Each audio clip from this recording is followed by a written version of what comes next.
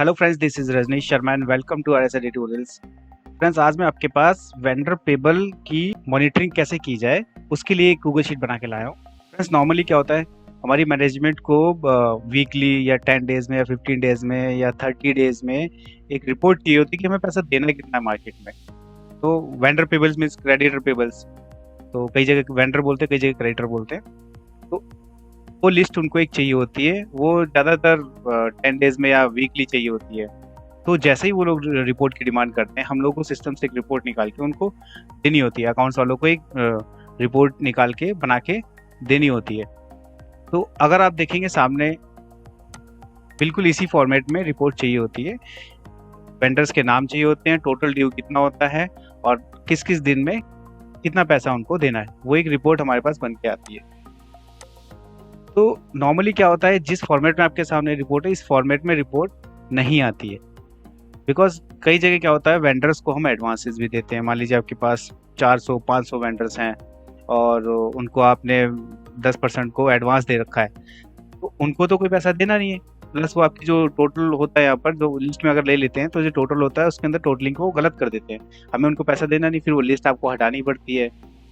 ठीक है। और उसके बाद सपोज कीजिए ये कॉलम आपके पास नहीं होते हैं। ठीक है, ये कॉलम नहीं होते हैं, तो बेसिकली ये रिपोर्ट आती है किसको कितने दिन में पैसा देने वाला आ रहा है। ठीक है।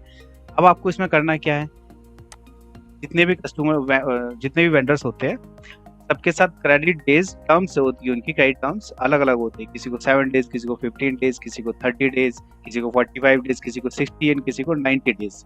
अलग अलग डेज पे हम उनके साथ डील करते हैं। अब अगर उसको निकालना हो तो एक तो बहुत बड़ा काम, पहाड़ तोड़ने वाला काम हो गया। यहाँ पर छोटी सी लिस्ट है। अगर मान लीजिए बहुत बड़ी लिस्ट है तो उसमें आप कैसे फाइंड आउट करेंगे। तो उन सबको शॉर्ट आउट करने के लिए मैंने एक रिपोर्ट तैयार की है। आई थिंक आपके लिए काफ़ी यूजफुल होगी। मैंने क्या किया है वो एक बार समझ लेते हैं। सबसे पहले तो ये पूरी शीट ऑटोमेटिक है, कहीं पर भी मैनुअल इसमें कुछ भी आपको नहीं मिलेगा। अगर मैं आपको यहाँ से कोई भी डाटा डिलीट करके दिखा देता हूँ तो कुछ डिलीट होगा नहीं, देख लीजिए, बिकॉज सब ऑटोमेटिक है और यहाँ से क्वेरी फॉर्मूला से ये लिस्ट उठ के आ रही है। ठीक है। अब यहाँ पर मैंने वेंडर मास्टर से, ये वेंडर मास्टर है। वेंडर मास्टर नॉर्मली किसी भी सॉफ्टवेयर का अकाउंटिंग सॉफ्टवेयर यूज करते हो तो वहां से वेंडर मास्टर आपका एक्सपोर्ट हो जाता है, वहां से कॉपी करके एज इट इज आप यहाँ पेस्ट कर सकते हैं। तो यहाँ से आपको क्या मिलेगा, उस वेंडर का कितने दिन का टर्म सेटल है वो आपको मिल जाएगा। तो ये VLOOKUP से मैंने यहाँ पर उठा लिया। VLOOKUP का फॉर्मूला लगा रखा है, जिसको VLOOKUP आता होगा वो इजीली इसको अप्लाई कर सकता है। अब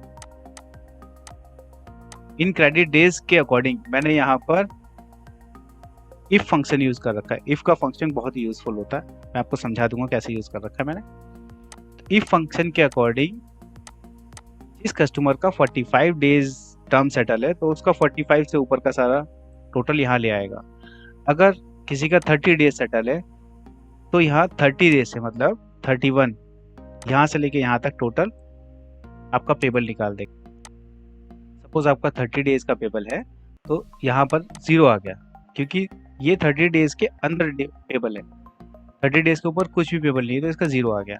इसी तरीके से आप यहाँ देखेंगे, अगर मैं यहाँ पर 30 डेज कर देता हूँ, ये देखिए अभी आपको 45 डेज है, 45 के ऊपर कुछ नहीं है तो यहाँ पर 0 है।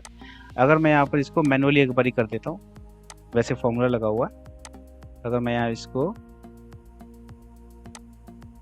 30 डेज कर देता हूँ तो 30 डेज ले लेगा। तो मैं वापस इसको फॉर्मूले पे लेके आ गया हूँ। अब हम देखते हैं ये लिस्ट कहाँ से आई है। हमारे पास जो बुक्स के थ्रू आता है पेबल, वो इस फॉर्मेट में आता है। आप लोगों को नॉर्मली अगर देखेंगे तो इसी तरीके से आता है। ये वेंडर के नाम, उसमें बिल वाइज उसका टोटल कितना टोटल देना है, क्या है, वो सब रिपोर्ट यहाँ पर एक आ जाती है। और यहाँ पर अगर आप देखेंगे तो ये दो कुछ कस्टमर्स हैं लास्ट के, जिनका की डेबिट बैलेंसेस आ रहा है। मतलब हमने इसको कुछ एडवांस दिया होगा, या जैसे इस पार्टी को कोई बिल नहीं चढ़े हैं। ठीक है, तो ये डेबिट हो गया, इसका हमने मान लीजिए एडवांस दे रखा तो एडवांस है, तो ये हमारे उस लिस्ट में नहीं आ रहे। अब अगर सपोज कीजिए मैंने यहाँ पर फॉर्मूला लगा रखा है, नहीं आ रखा है, तो ये मेरी उस लिस्ट में नहीं जा रहा है। वो देखते हैं वो कैसे नहीं जा रहा है। इस डिटेल रिपोर्ट के बेस पे मैंने यहाँ पर एक समरी रिपोर्ट तैयार की है। उसमें आप देखेंगे यूनिक का फंक्शन यूज किया। यूनिक से क्या होता है कि आपकी लिस्ट एक यहाँ से यूनिक लिस्ट चली जाती है, बाकी सारे ब्लैंक कॉलम्स हट जाएंगे। तो ये टोटल लिस्ट ऑफ वेंडर्स आके जो भी उस लिस्ट में आएगा वो उठा लेगा यहाँ पर ऑटोमेटिक। उसके बाद वी लुकअप के थ्रू सबके फिगर्स मैंने उठा लिए। यहाँ पर मैंने सॉर्ट कर दिया है। सॉर्ट से क्या होगा, अल्फाबेटिकली ये सॉर्ट हो जाएगा, ताकि जब ये रिपोर्ट बनेगी या फिर मैनेजमेंट के सामने जाएगी, अल्फाबेटिकली वो इजीली सर्च कर सकते हैं कस्टमर वेंडर्स को। अब अगर आप देखेंगे यहाँ पर ये डेबिट बैलेंस है, इसको हमें देना नहीं पैसा, उल्टा हमें इससे लेना है, हमने इसको दे रखा है। सेम कंडीशन यहाँ पर है, दोनों को हमारा डेबिट बैलेंस है, बट ये हमारी इस लिस्ट में नहीं आ रहा होगा। वो किस लिए नहीं आ रहा, आपको समझा देता हूँ। हमने यहाँ पर क्वेरी फंक्शन लगा रखा है, पेबल बुक्स से एम से पेबल बुक्स ले रखा है और एम से लेके एस तक, एम से लेके एस तक, यहाँ तक ये सारा का सारा डाटा वहां पर उठ के जा रहा है। बट मैंने यहाँ पर फॉर्मूले में कंडीशन लगा रखी, where n is lesser than 0। तो उस लिस्ट में केवल वही डाटा जाएगा जो कि 0 से कम है। अब अगर मैं यहाँ पर ये कंडीशन हटा देता हूँ, तो मैं हटा देता हूँ, तो आप देखेंगे तो वो दोनों लिस्ट भी यहाँ पर आ गई। ये देखिए डेबिट अमाउंट आ गया, बट इनको पेमेंट तो करनी नहीं है, अननेसेसरी आपकी रिपोर्टिंग को गलत करेंगे। तो इस पर्पज से ही यहाँ पर इस फॉर्मूले को साथ में यूज किया गया है। अब यहाँ सम का फॉर्मूला जो है वो मैं एक बार आपको बता देता हूँ कैसे लगाया जाता है। यहाँ पर अगर आप देखेंगे, यहाँ से लेके और यहाँ तक जहाँ पर ये मैंने एक फॉर्मूला लगा रखा है, सिर्फ यही एक फॉर्मूला है। आप इसको इतने लंबे को देके कंफ्यूज मत होइए, सिर्फ एक यही एक फॉर्मूला है। इसको आप पहले तो कर लीजिए कॉपी, ठीक है। अब जो भी अगली कंडीशन आप ऐड करते जा रहे हैं, और यहाँ पर हर एक कंडीशन का ब्रैकेट क्लोज किया जाता है। इफ का फॉर्मूला इसी तरह अप्लाई किया जाता है। मैंने इसको कॉपी कर लिया, अब एंटर कर लेता हूँ और अब यहाँ मैं इसको डिलीट कर देता हूँ। मैंने पेस्ट कर दिया, ठीक है। ये मेरा एक फॉर्मूला लग गया इसके अंदर। रेंज वही है D12 से लेके, अभी इसको एंटर कर देते हैं और यहाँ पर 30 डेज आ रहा है। अगर यहाँ पर इसको 0 कर देंगे तो यहाँ पर ये फॉल्स कर देगा, ठीक है। अब करना क्या है, आपको कॉमा लगा के इसी को पेस्ट कर देना है। कॉपी किया हुआ था मेरे पास, फॉर्मूला पेस्ट कर दिया। सिर्फ अब आपको यहाँ पर डेज की जगह 45 कर देना है, ठीक है। 45 में कंडीशन क्या लगानी है, आप ध्यान दीजिए। ई से लेके मेरे को यहाँ से लेके 45 से लेके 90 तक की पेमेंट करनी है। 45 के ऊपर जितना डी होगा वो पेमेंट करनी है, ठीक है। तो यहाँ पर डी की जगह आपको सिर्फ ई कर देना, ठीक है। अब इसको फिर एंटर कर देता हूँ, एंटर।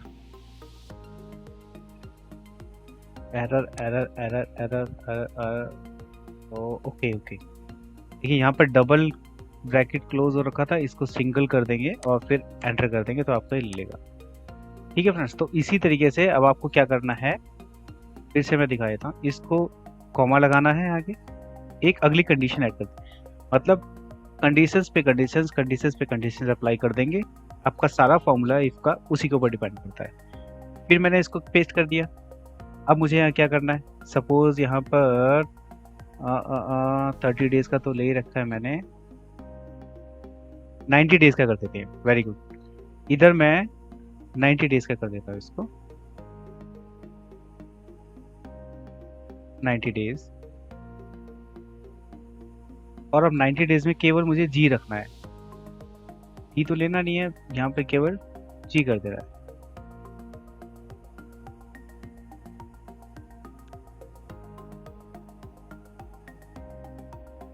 अब यहाँ पर 30 डेज है, इसीलिए यहाँ पर अब आपको मैं दिखाता हूँ।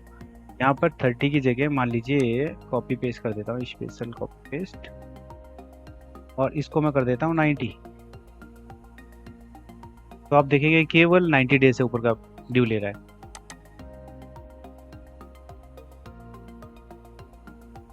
तो देखा फ्रेंड्स, इसी तरीके से आप इसमें कैसे भी कंडीशन सेट कर सकते हैं, जैसे कि 90 डेज हो गया और एडवांस भी होना चाहिए। आई थिंक यहाँ पर 7 डेज भी है, एडवांस भी है। ठीक है, किसी भी तरीके की कंडीशंस जोड़ के आप इसको इस तरीके से ऑटोमेटिकली पेबल लिस्ट आप निकाल सकते हैं। इसमें करना कुछ नहीं है, आपको सिर्फ बुक से एज इट इज जो डाटा आपका एक्सलाइज हो रहा है किसी भी अकाउंटिंग सॉफ्टवेयर से, आपको सिर्फ वहां से कॉपी करके यहाँ पर पेस्ट करना है एज इट इज जैसा उसमें आ रहा है। कुछ नहीं करना है आपको, उसके अंदर कोई डाटा को कोई यूजफुल नहीं करना है। डाटा तो जिस तरीके से आता है वैसे ही आएगा। उसके अंदर जो भी एडवांसेस दे रखे हैं वो फिगर्स भी आएंगी, तो वो तो पूरी एक रिपोर्ट आपको देता है। उसमें से जो आपको एग्जैक्ट पेमेंट करनी है या जो आपके रिक्वायर्ड डाटा है वो आपको यहाँ पर मिल जाता है। आप देख सकते हैं फ्रेंड्स, ये काफ़ी यूज़फुल हो सकती है आपके लिए ये वीडियो। तो मैं चाहूँगा लाइक शेयर सब्सक्राइब ज़रूर करें। Thank you for watching.